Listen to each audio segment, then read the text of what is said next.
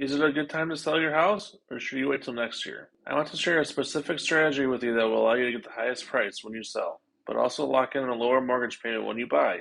This strategy will give you the best of both worlds. I'll admit, this video is a little long, but I wanted to be as informative as possible.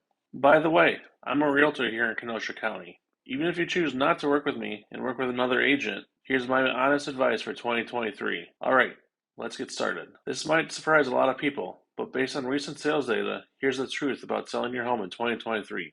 I've narrowed it down to 3 things you need to know before listing your house for sale. I'll be honest, the first is bad news, but the second 2 are good news. I'll start with the bad news. But keep watching all the way to the end of the video because points number 2 and number 3 are actually good news. Number 1, the bad news is that interest rates are still really stinking high. There are 3 dates that you need to keep in mind if you're thinking of selling your home this year. September 19th and 20th, October 31st and November 1st, and December 12th and 13th.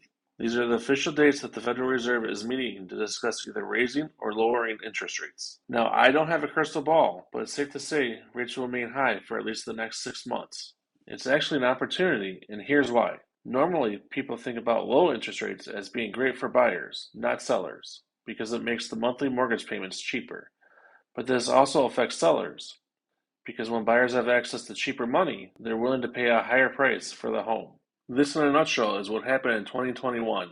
Obviously, this is a great thing for sellers too. The problem with higher interest rates now is that when rates were low during 2021, many people refied at record low mortgage rates. In fact, almost 85% of homeowners have a mortgage rate that's far below current rates. They're not super excited about moving if they have to give up a 3% mortgage for a 7% mortgage. Duh.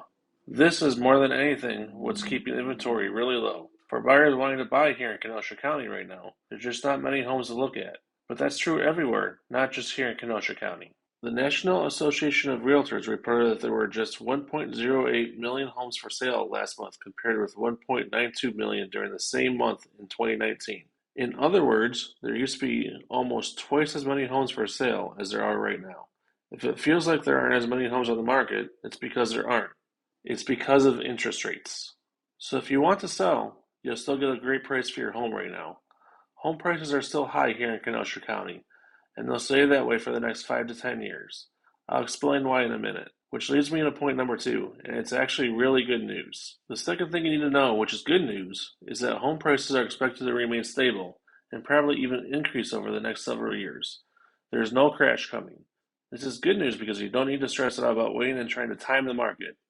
One of the biggest mistakes I see buyers making is that they want to wait until home prices come down or wait until interest rates come down. Waiting is not a good strategy. As the old saying goes, don't wait and buy real estate. Buy real estate and wait.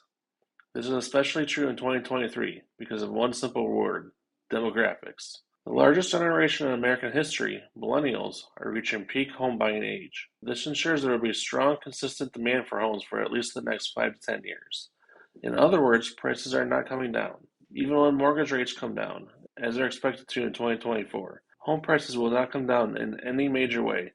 If anything, home prices will probably increase in 2024. This is why you shouldn't wait, because you'll probably pay a higher price. When interest rates become cheaper, people will have more purchasing power, and this will bid up prices of the homes. I fully expect to see crazy multiple offer situations again in 2024. Where mortgage rates come down. Unfortunately, it will probably feel like 2021 all over again. Which brings me to my third point. The third thing you need to know is a specific prediction for 2024. Interest rates will come down, but competition will go up for homes. This means that it could be harder to buy a home next year than it is this year, even though rates could be lower.